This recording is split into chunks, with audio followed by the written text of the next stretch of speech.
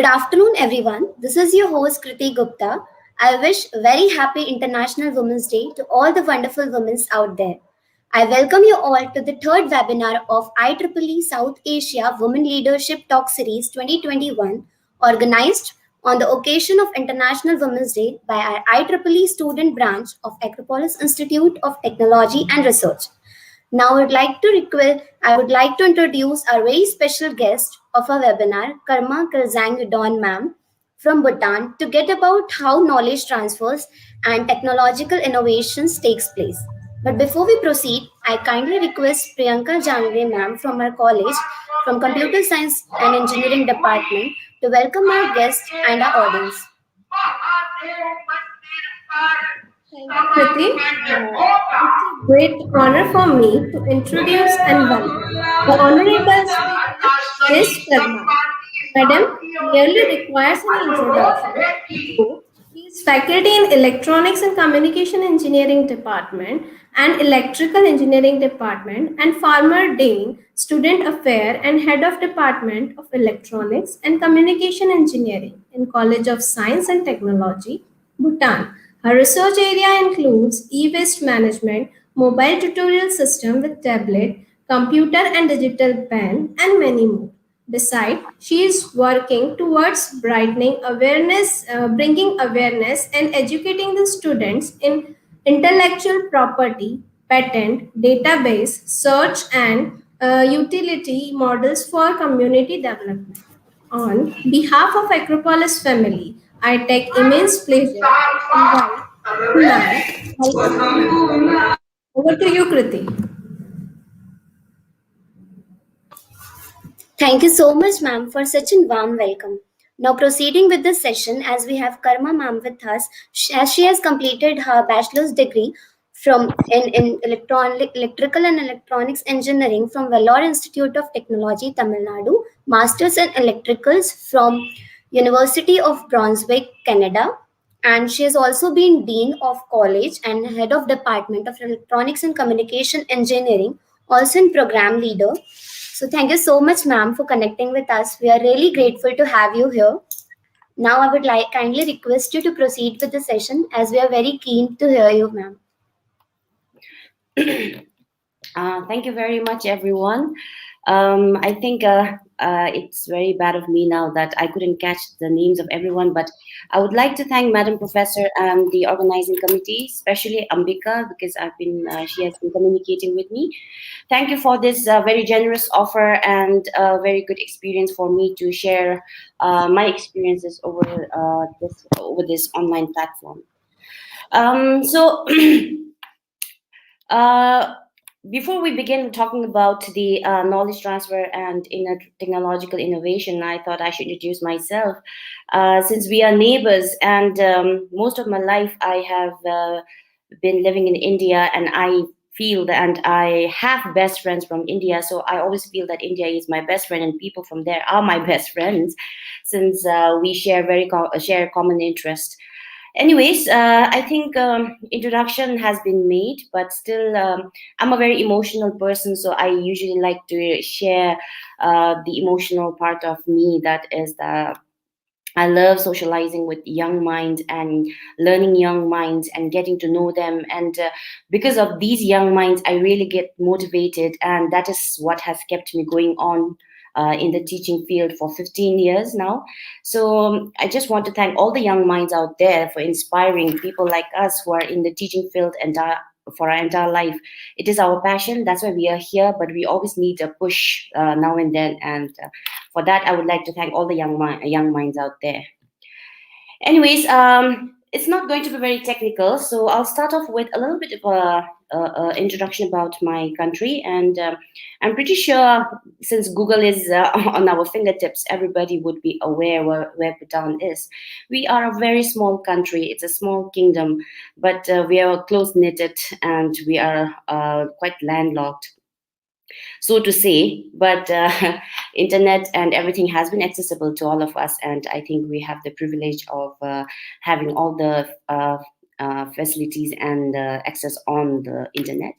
So with that, I just want to say that Officially, our country, in our language, we call it as Drukgyal, which actually means the land of thunder dragon.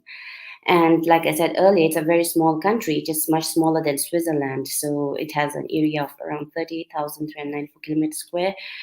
And we are popularly known for renewable energy and and being carbon negative. That is, approximately they have reported that we are absorbing 7 million tons of carbon dioxide. And I think this has to do with the policy that we have in our government regulation that 60% of our land has to be covered, has to be under forest cover.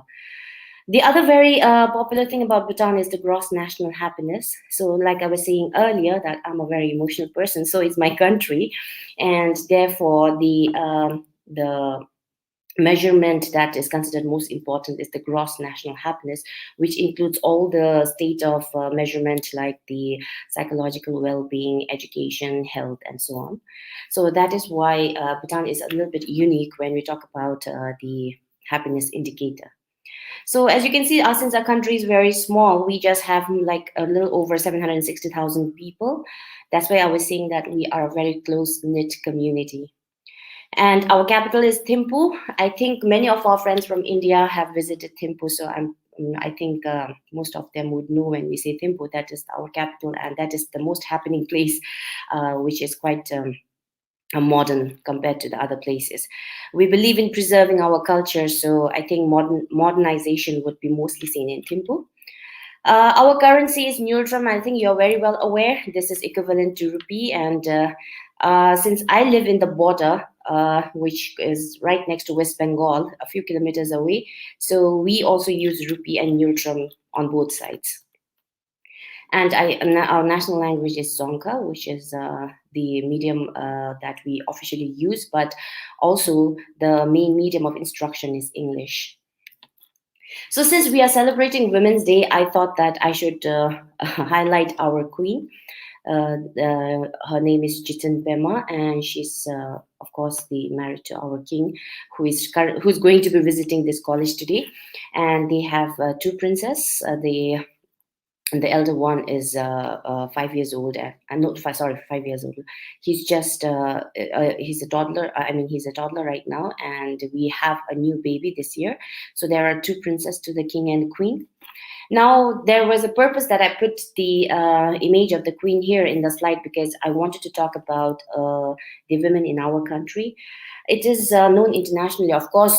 You can find it also on the internet that the education that is accessed by women are usually lesser than men. But it is seen that as is the case in the other parts of the world, Bhutan also has women who have, girl childs that have a higher statistics in the primary and secondary education. But this reduces to around 31% when they go out to the tertiary education. And further, when we see and talk about women in STEM, like especially engineering education, it is found that there were only approximately 25% of the students were female. Now, we cannot deny that, of course, being women, some of us are non-technical. We might have seen our friends who are least interested in STEM subjects. And one of the reasons also was found in the marriage of the girls, right? So here, according to that, and in terms of the labor force participation rate, now this is also in terms of the technical field, we have women at 67%, but while the men are stand at 71%. So this is the participation rate of women in the labor force in the technical fields. So with this, I hope now you know a little bit more about Bhutan, the land of the thunder dragon. And we now go on to talk about the knowledge transfer and technological innovation. Now, I think you are already aware. I put it in front of you that it's just going to be like a revision or, a reminder that these things are important when we go through our studies, because we have been studying core modules in our program. So linking that together and bringing it to a better use is what we aim for when we actually live in the real world. So, making use of the knowledge we learn, the skills we develop, and the experience we gain should be used for good purpose. So, for that matter, how do we do that? Is firstly, it's the knowledge transfer. So, like the words are spelled out, knowledge transfer. It's basically sharing of ideas and experiences from one source to another person or another organization, right? So basically, what happens is it is the sharing of the knowledge that we learned, the skills that we gained, the researches that we have found, the discoveries that we do, and everything. So all these, so this usually happens in an informal session, informal platform, right? We can have sharing of all these on an informal platform. Okay. So the point here, what happens is that there is going to be a product of this transfer, which is going to be known as the intellectual property, and we know that this intellectual property is a very, very economically viable property. It's a product that is one of the most important economic tools of the modern times. So that is why I mentioned, I think I have shared earlier that putting use of this knowledge that we gained is of utmost importance to all the individuals in this world. So I have also mentioned WIPO here because this World Intellectual Property Organization takes care of all these intellectual properties that we gain from knowledge transfer and technological innovation, especially from the universities. So that is why I thought I should talk about knowledge transfer and technological innovation. So now, in universities, how do these happen? They happen through identifying problems and then trying to look for solutions for these problems. And once you find a solution, the very advantage of it is that you can stick an economic value to it. That is, you can commercialize it and then earn some economy through it.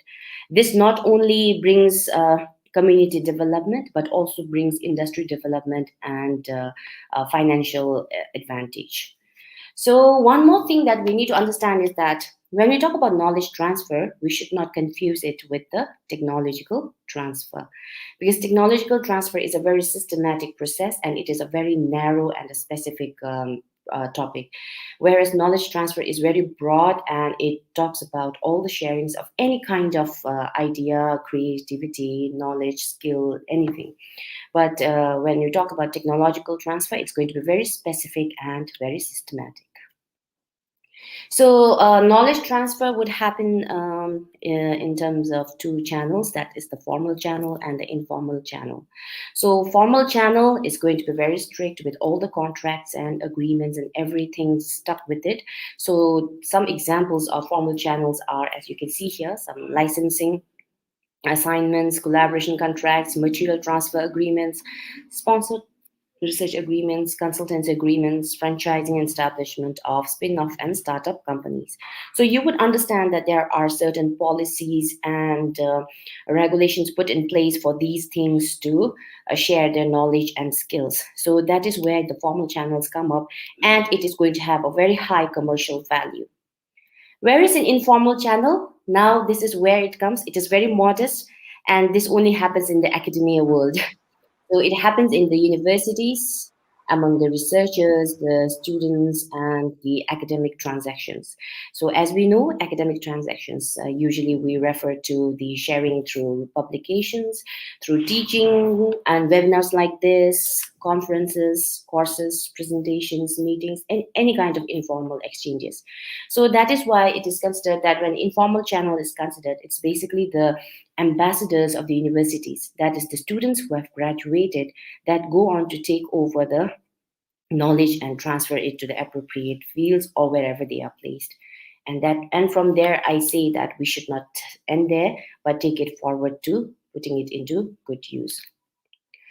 So when we talk about intellectual property, since we're talking about knowledge transfer and the ultimate product is the intellectual property. So this intellectual property, I thought I should put the definition here just as a reminder to all of us that intellectual property is any creation of the mind such as inventions, literary and artistic works, designs and symbols, names and images. Now here we have to understand that here it should have a commercial value to it, which means it is going to come with a price. So this one is looked after by WIPO, which is the Global Forum for Intellectual Property Services, Policy, Information and Cooperation. WIPO not only maintains that, but it also brings in a harmony among all the nations over the world based on the intellectual property. Now here, there are going to be specific laws and regulations in different countries. Not only in countries, but every institution have their own regulations. Some would have a general one, but others would like to preferably like to have their own because of the innovations they could come up with. And sometimes when we are regionalized, then these international treaties and bilateral arrangements is going to affect the knowledge transfer processes within those regions. So this is what I was saying, that universities especially, you would see that where there are a lot of innovations taking place through student projects, student research grants and everything. So there, usually the universities prefer to have their own regulations to put in that IP policies for the work that they have created or innovated. So this is just an example that I just wanted to share again. I think everybody's aware of this, but this is just a reminder that there are no limit to what people can do, because this Fab Lab has been a blessing to especially the community all around the world. This is a digital fabrication lab where people can seriously and genuinely develop prototypes based on their ideas. Because me being in teaching, I know that even if we have these great ideas in our head, it is so very difficult to put that into hardware and implement it. We have all the ideas, but we do not have the the resources to do it. But if a Fab Lab is available, then it's so it is so easy to develop those ideas and materialize it materialize it in front of us on our tables. So that is amazing. And how do we use that, and for what purpose we use that? It all depends on an individual and their creativity and their passion for helping someone or putting it into good use. So the most amazing thing that which always inspires me is the use of this 3D printed model of a skull, and it's not limited to skull, but I have seen people using it for the lungs, cancer, and everything. They develop this model and then they locate where the cancer is, and then they plan it looking at the 3D model and before actually doing the surgery, which actually reduces the risk for the patient.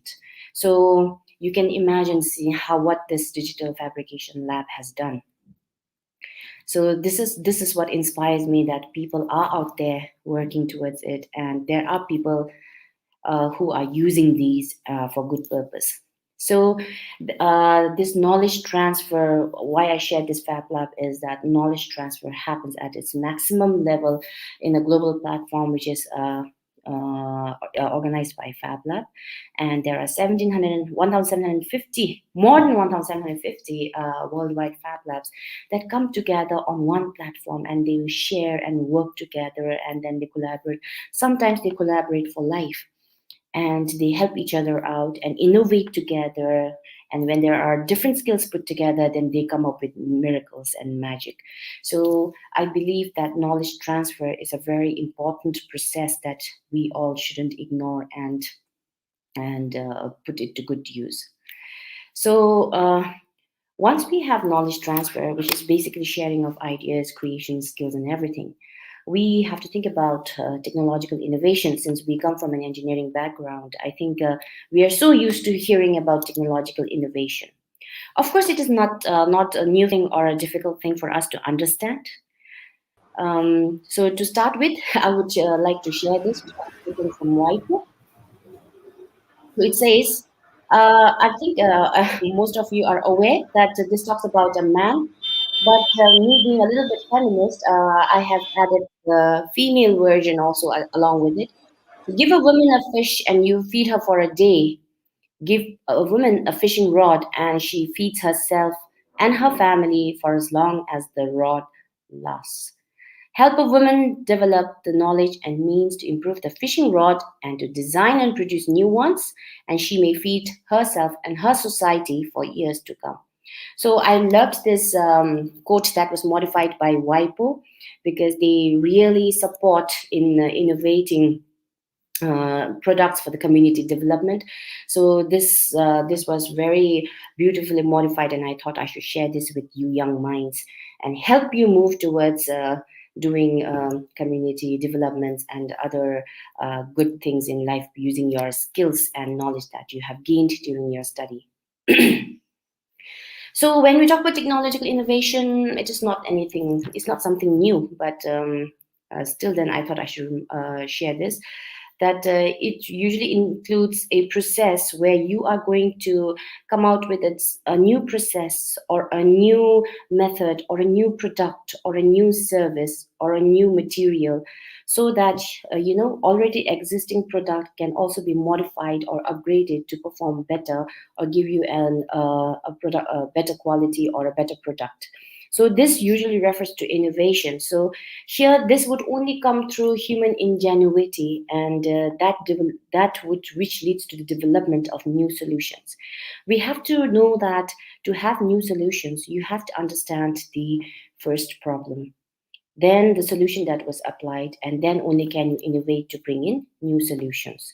So first and foremost, we have to be very observant about the environment around us. We should be able to identify those issues, the factors that cause those issues, and then look for solutions, be innovative or creative according to your knowledge and skills that you have mastered during your study. So again, whenever we talk about some product, which can be a physical product or an intellectual product, so we always land up having an intellectual property. So why I'm saying intellectual property is because in all the third world countries, the developed countries, their main economic tool has been intellectual property. I think India is also doing quite well, because when I went to Sweden last year, they were saying that in pharmacy there is a very tough competition given by India. So I was very proud to say that I am a neighbor to India who has excellent reputation in the medicinal field and intellectual property regarding medicines. So here, with that in mind, we have to remember that intellectual property actually plays a key role in the sustainable development goals of the nation. Now, when we talk about technological innovation, what it impacts was that, like I was saying earlier, you have to be aware of the environment around you. You have to be able to observe. You have to be able to organize. And that will happen around you, where in the place where you work or you live or you collaborate, right? And when after you talk about the place, it comes to us. We are the ones who have the potential and the capability of producing intellectual property. It depends on the person, the innovator, how much or how you are going to invent or create. So once we have this idea, after identifying a problem, it is up to us how we come up with a solution, because every brain thinks differently, right? So when two brains are put together, we can do wonders, no wonder. So that is why after you have an idea based on the problem that you have studied, then that idea has to be realized, which means it has to be prototyped, it has to be materialized. So after materializing, what happens is then you have to be able to use that product. So when we use that product, there should be a commercial value attached to it. So when you have this observation of the environment, the identification of the issues and the factors that relates to these issues, and you come with solution, then you innovate, and then you develop it, then you use this prototype. This entire process concludes your technological innovation. So I think young minds, you have so much of energy and enthusiasm, and this shouldn't be a problem for you, I'm pretty sure. So just as a motivation, I thought I should share this Forbes list of the top 30 innovations which we are living with right now, and it has enhanced our living living and our lifestyle so much. Life has become much easier.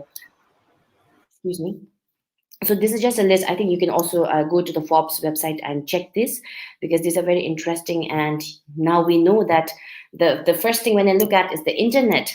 I don't think now anybody can live without internet in this modern times, especially the young minds, right? So that is why I thought it's interesting to just share that this all have come through the process of technological innovation. Now, I will get become a little bit local. That is now. This is these are there. These are a few words that I have worked with my students, and these are my students who I have worked for their final year project. And usually, when I start off a project, I always try to brief them and guide them, saying that we have to work to benefit someone, to help someone. Think about an issue in the community, local community, or be it in your home community, or in your workplace, and then try to address an issue, and then we discuss and come up with the project every year, sometimes even two projects a year. But I'm just sharing three projects here because I do not want to take all of the time. So I don't know how many of you know, but Bhutan is also a huge fan of spices, especially chili, and we love dried chilies. So these dried chilies are usually dependent on sunlight, because we have to boil that green chilies and then dry it in the sun and wait for it to dry naturally. But that takes a very long time, and it is very seasonal, because we have to take it out during the days when the the insulation is quite good for this chili to dry. We have to protect it from humid and everything. So our project group has designed this solar dryer, and the interesting thing about it is that they have also installed a temperature control mechanism, which is very simple. They have just included some heater along with the fan and an exhaust fan to just maintain the temperature to the room temperature. And then what they have done is also set an alarm system, whereby testing the humidity of the chili, they could say that the chili has now run out of this humidity, a certain percentage of humidity, and the chili is dried. The other thing that we worked on was the portability, because since this solar dryer is dependent on the sun, because and what happens is that it is installed with a battery, so it is going to save the energy in the battery whenever there is no sun. So hence we can continuously dry the chili throughout the day. So this is portable, where there is a wheel attached on the thing, at the base, and it is very easy maintenance. We have tried to use the very common materials and cheap, widely available material, and a cheaper material.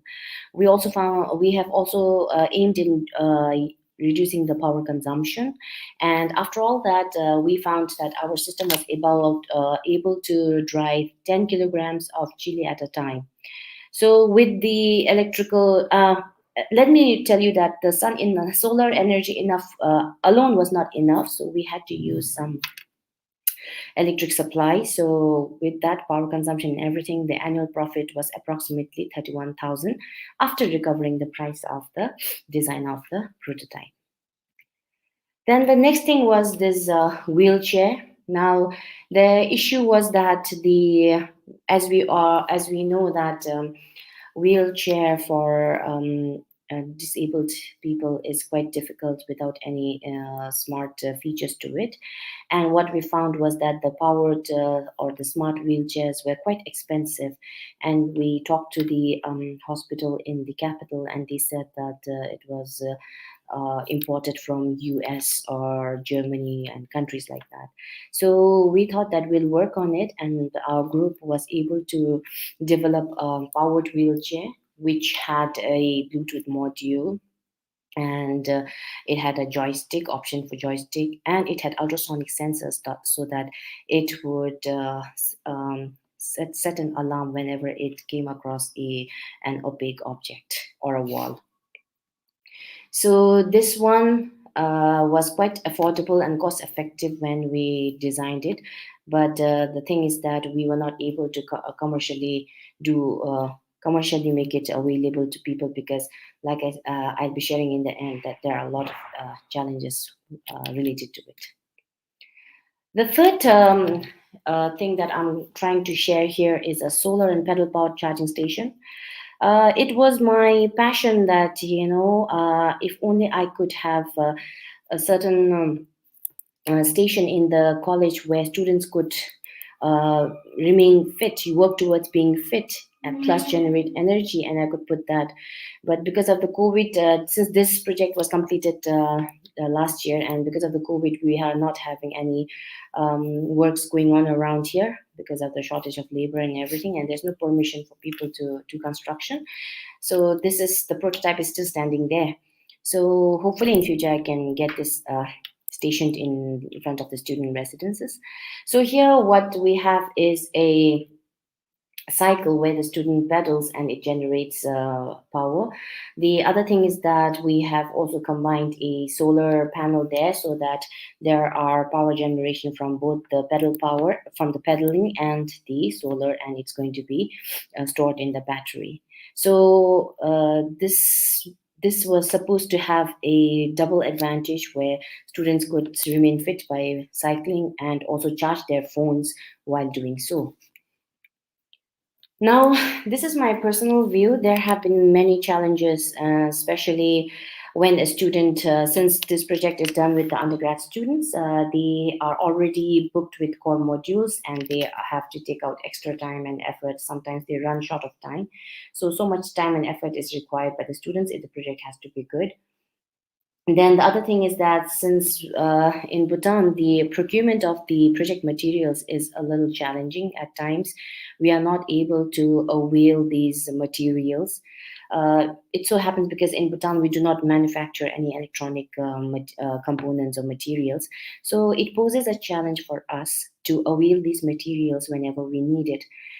And other than that, there are also some budget limitation. I think that happens everywhere unless we have a project grant or a research grant. There is going to be limitation to all kind of student projects. The other thing is that the sad thing is that no matter how much innovations we do, the students, most of the students do not opt to take it forward. They prefer to go for civil service examinations or other multinational companies, and these projects are left here as prototypes. Some of the projects are left here like that. Now, in lieu with this, like I was sharing earlier, my interest in bringing awareness the intellectual property. So in lieu with that, we have this technological and innovation support centers. And the challenge is that it is at a very nascent stage. But me and two of my friends, we are trying really hard. We are training ourselves, we are certifying ourselves. We are already through with 3 certificates and international certification. And we are trying to look into taking these innovations forward and not just keeping it as prototypes in the colleges. As maximum as possible, we want to take it forward. So a little bit about TISC, because there are 519 TISCs around the world. And this basically takes care about the entire thing once you have this intellectual property. So it tries to look into, excuse me, legalizing this product in the inventor's name. Then they help you look into the databases. They help you look into whether whether this kind of work is already done, whether it has been patented, registered, or whatever. So all these state-of-the-art searches would be done by the TISC and help the students in commercializing their product. But of course, when we talk about patent, it is a very lengthy and huge process, but it is not impossible. So that is why we want to encourage students that it's not the employment does not lie in the civil services and the multinational companies, but there is also a huge opportunity for entrepreneurship. That is how you must have seen in the internet. That is how millionaires are born. So anyways, we wanted to help our students, bring them awareness that this is an intellectual property. It is your idea, it is your creation, your invention, and you should get paid for that. You can commercialize it, and other people can use it to their advantage, but they also pay you for what you have created. So we are trying to bring this to the people and not let them be complacent. So I was looking into this list, and in India, I found that there are nine. And it's I think India is a very big country, and that's why you have nine, and it's very good. And I think students must be using it. So I think it is advantageous if people use this, if students get their intellectual property rights and have an economical value attached to it, and get the economical advantage to it.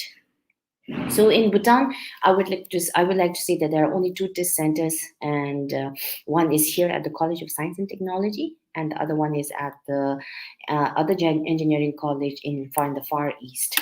So here we are at a very nascent state. We are starting with awareness now, full swing awareness, and trainings are happening since 1.5 years now, and we really want to take it forward. So I think as students, as young minds with such brilliant ideas and innovativeness, you should be making use of this intellectual property rights and getting what is yours. So with this, I would like to conclude. I really liked what this amazing astronaut had mentioned, that the path for dreams to success does exist. May you have the vision to find it, the courage to get onto it, and the perseverance to follow it.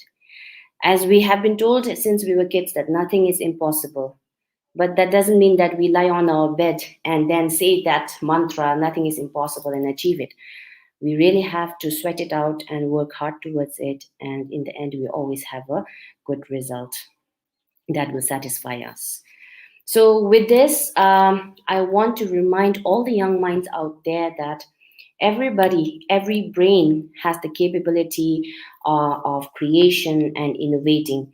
Every brain has its unique feature, unique identity, unique way of thinking and analyzing. So when you do that, you need to understand that with the addition of some knowledge and skills, you can innovate. Since we are all engineers, that's why I prefer to say technological innovations.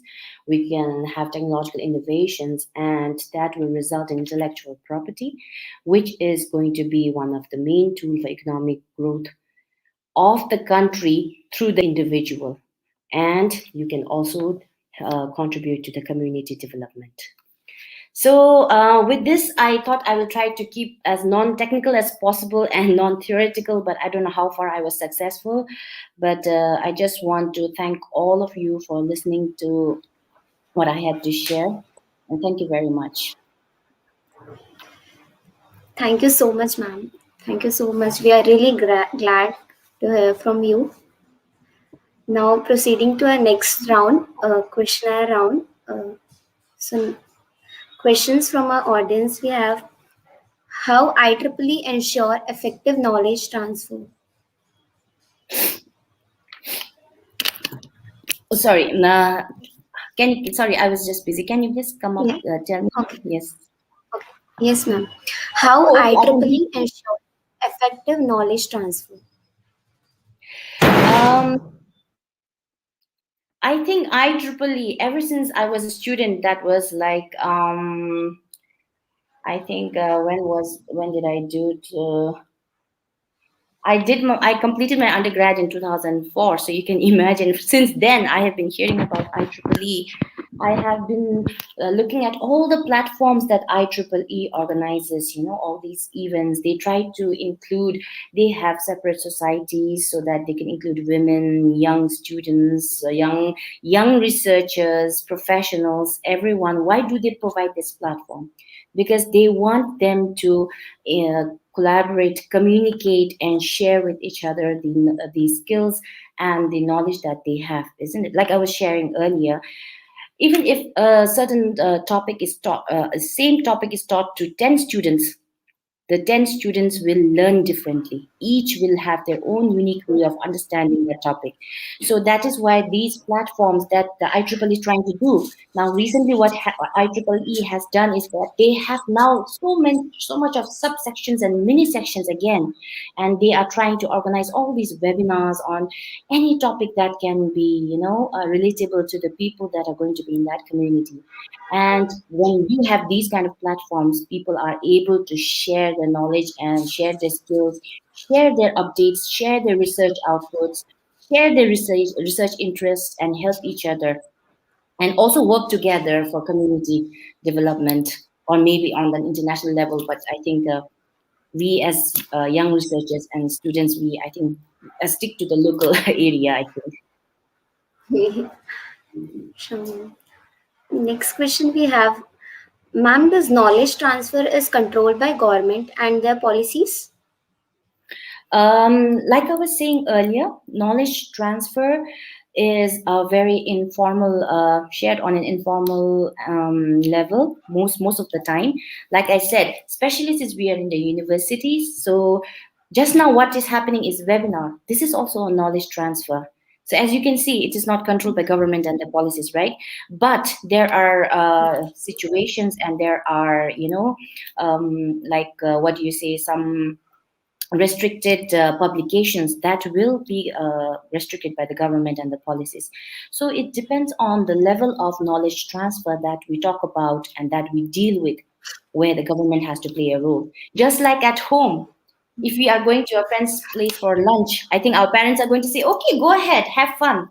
But if we say, Mama, Papa, I want to go to a party, discotheque at 12 o'clock, then I think restrictions will apply. So something like that. I hope I have answered. Thank you. Sure. So next question we have is, are intellectual properties worldwide accepted, or countries can have their own IP? Actually, intellectual property is a property that is same wherever you go around the world, but intellectual property rights, that is very specific to the country. Like, for example, I don't know whether you guys have seen this. There's a music video where they, demean Buddha. So we are Buddhists. In our country, I don't think we would have a sexy girl dancing to Buddha's photograph. So that will be, you will not be protected by IPR. So something like that. So intellectual property rights depends on the specific country. Thank you. Okay. Thank you so much, ma'am, for this wonderful session. And we really got many things to learn from this, and our audience too. Thank you so much for this motivational session, ma'am. I also add your the attendance link is open for both the sessions now in the description. Audience can fill that form. Thank you so much, ma'am. Thank you very much for having me. Thank you.